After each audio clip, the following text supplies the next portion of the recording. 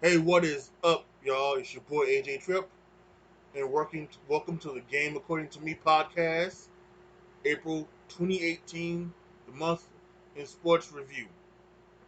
So we're gonna kick it off with WrestleMania, and go to my YouTube page, A Tripp the 20, to see my WrestleMania review, to get my full review on what I thought about everything. But we, for the most part, it was the two biggest things that come from that is Roman Reigns didn't win the the Universal Championship, and Ronda Rousey's tag match with Kurt Angle as a partner against Triple H and Stephanie McMahon was just so totally awesome. It was amazing, just to see that, and it was way better than it should have been. And again, I'm sure that Triple H and Kurt Angle all put those together, but man, that was again, it was crazy. The spots on and everything like that.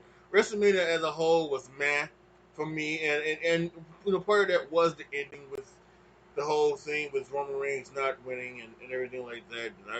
And then recently we just had the Greatest Royal Rumble and he didn't win there again. Although there's some stuff that I need to read about maybe the match was botched at the end, so maybe so we'll have to see what that's all about. So um, but that's neither here nor there. The playoffs this month have just been incredible. The NBA playoffs, I should say. I don't watch the NHL. I never talk about the NHL unless it's something really big on these podcasts. But the NBA playoffs have been amazing. A couple of game sevens. We had Boston, Milwaukee. You thought Milwaukee would have won because they have Giannis Antetokounmpo, but it didn't happen. Boston won. They're moving on to take on Philly.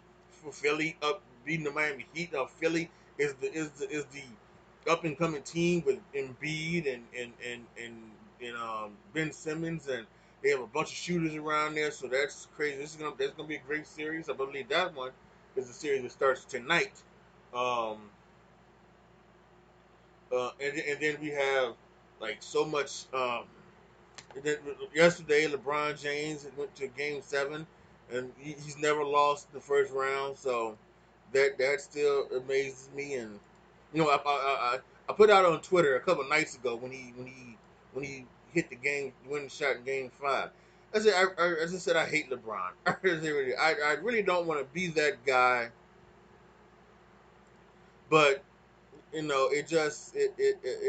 just couldn't help it. It's just and I do want to let people know that I'm talking about in a sports context. I'm not talking about in a as a person or a human being. I know he's a pretty well human being, have no troubles in or off the thing. So yeah, but I mean it just but whatever.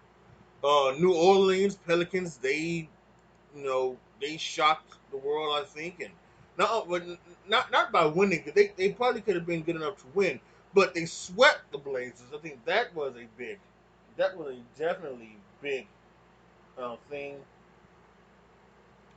I also think, um, I also think what was a surprise, the Utah Jazz beating OKC, and there's Russell Westbrook he is he's a great player, but he is getting ready to be one of these players that you love to hate because he is so selfish. And I know what you say, how can a guy that gets 10 assists be so selfish? But he is totally so selfish. He is Allen Iverson esque. I didn't like Allen Iverson just because the guy was so selfish. This was a guy that all he wanted to do was score, and he had that ability, rightfully so. But he could have, you know, but he just wanted to be about him. That's why he never won, and I think that's why Russell Westbrook would never win because he's just too selfish of a person. And then he goes on afterwards to talk about the people that are talking about him. First of all, one of those people were taking a picture of him. So he said, and the other fan, he said something about him. Well, you know what? That's and then I'm not saying that the fan may not if didn't say anything vulgar to him or said something about his family, whatever, they were like that. But you know what? You are a celebrity. Sorry, you are going to get you know you're going to get trash from fans. You are going to get trash talk from fans. You are going to get vulgar talk. You are going to be called the N word. You're going to be called other horrible names. And you need to take it with a grain of salt. Be better than that. And he wants to get on this stuff, but they're not gonna run up in the street and do that. Well, of course they're not gonna run up on the street and do it. That's how it is. But that doesn't mean that you gotta, get on your ass on your back and complain about it and piss and moan. I guarantee you, he'd be the first one. He'd be talking about they're gonna do it on the street, but the first dude say, "What you gonna say to now?" He the first one be like, "No, man, no, I ain't trying to fight. I ain't trying to fight. I guarantee you." He ain't nothing but phony tough. Point blank period in the discussion. He's phony tough. But the end of it, the playoffs have really been really, really good, and now we're heading into the second round, and I think this is going to be some great playoffs. I'm hoping to see some new blood out of the East. Hopefully, the Raptors can beat the Cavs, or if not the Raptors, then definitely the Sixers. So, but we'll have to see how that goes. The Sixers have to get past Boston. We thought Boston could wouldn't lose to Milwaukee, but they didn't. So we'll see how that goes. And over in the West, we got the Jazz and the Rockets. The Rockets seem to be they took care of the Jazz yesterday, and the other night the Warriors took care of the Pelicans. So it's all going to be about you know what goes down in these playoffs. So let's just go to the Major League Baseball. We're in on NFL. Major League Baseball. First, a lot of cold games in the first part of April. A lot of cold games. Games played in the 30.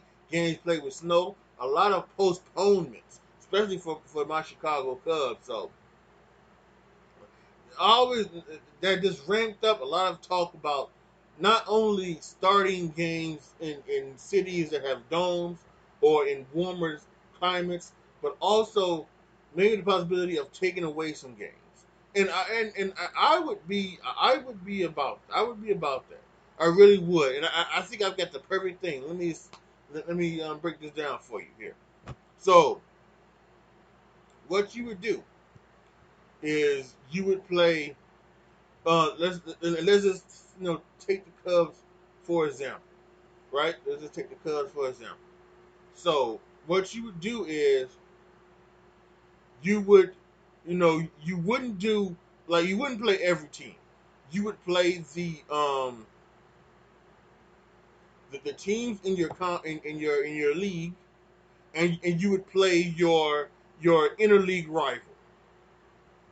So what you would do is the 10 teams that are not in your division but are in your league, right, from the NL East and the NL West. You would play a home and home with them 3-game series, and then you would play your interleague rival, which would be the White Sox. You would play them home and home. So that's 11 teams, 6 games each. That's 66. 66 games. And so then what you would do now, you have those 66 games. So that now what you would do is that you would take those other teams, the teams in your division, and you would play 9 games at home and 9 games on the road for each of those 4 teams. Meaning you would play those 4 teams 18 times. So that's 4 times 18 2. That's 72, right? So then that equals up to 138. So there you go. You shorten the season from 162 to 138, and then there you go. That's your perfect season, right? I fixed Major League Baseball. I've done it. I fixed Major League Baseball. So make sure someone send this to what's the guy's name? Manfred Man. I don't. Rob Manfred. Send it to Rob Manfred to send this to tell them that your boy AJ Tripp has fixed the Major League Baseball scheduling problem. Although, in all fairness, for me, I have no problem with them playing cold weather games. I think that's just what you have to do. You have to deal with it. But if they did shorten it, that would be even better. Now, it's been this last time talking about the NFL and the draft and what in particular the draft. We had some good free agency happened last month, and there was still some free agents that signed this month. I can't remember at this one time, but this is really about the draft that just happened this past weekend. And man, Baker Mayfield going one to Cleveland. It was, Adam Schefter, he reported it, and it happened. Saquon Barkley two to the Giants. That was, that was known. Then number three, Sam Darnold went to the Jets. And then four is the surprise. They took Cleveland with their second first round pick to Denzel Ward. And I was kind of shocked about that. You would think you would have took Bradley Chubb and had Myles Garrett and Bradley Chubb, wrecking quarterbacks. But they took the cornerback, which led to Denver taking Bradley Chubb, and they're going to have Von Miller and Bradley Chubb come off the edge. And then six was Indianapolis. They took Quentin Nelson, the Golden Domer. And then Buffalo traded up with Tampa Bay to go to seven, and they got Josh Allen. And we heard some of the stuff before the draft. Don't know who put it out. Don't know if it was somebody players camp, if it was a team's camp, what it was. But the tweets came out where there was obviously some stuff from they had racial overtones and had some um, gay slurs and things like that. That were he said he was quoting songs, something like that. And he was a young kid, 13, 14 years old. Um, so yeah, all of that happened. But he has apologized for it, said he's gonna learn about it. And really, I think we get so shit about it. We are so racially charged at this point in time that we just want to call each and everybody like a racist and things like that. And it's just not that way. So my Bears at 8 took Roquan Smith. And then I'm not gonna go. We had number 9, Mike McGlinchey, also from Notre Dame, the tackle, go to San Francisco. Arizona traded up to get Josh Rosen, who had a mistake. He said after the draft that 9 mistakes were made, and then he went back later and said that really only 3 mistakes were made because they were 3 quarterbacks. It wasn't the other team. So again, um, so we'll see about that. And then some other things. New Orleans traded up, and some people thought it was for Lamar Jackson. No, it was for Marcus Davenport, the DN from University of Texas San Antonio. Then we had some other big things. We had some 2 brothers were taken in the first round, the Edmonds brothers, and then we had Ryan Shazier, who announced one of the Edmonds brothers picks. He walked on stage. That was a great moment. All of that Thursday night, and we had Baltimore trading back up to get Lamar Jackson, the final pick of the first round. So that was great. And then there was all a bunch of other great stories, including the greatest story was Shaquem Griffin of the outside linebacker from the University of Central Florida, who has only one hand, and he was drafted by the Seattle Seahawks to play with his twin brother Shaquille Griffin, and it was a very special moment. I think Saturday, and it's very inspiring, very touching, and everything like that. And once again, it was just a great. The draft is one of my favorite times of the year. I love it. I kind of wish it would still go back to the old way of just being on the weekend, Saturday and Sunday. But this is still good. This is primetime television, and they make a special of it, and good for them. So, all right, everybody, post any comments down below to me what you guys think. Make sure you like the video and share the video. Make sure you subscribe to all the channels. All of my social media are down in the box below. So, as always, I'll see you next month for the review of May. Be good to each other, y'all. Be careful out there. And I am out.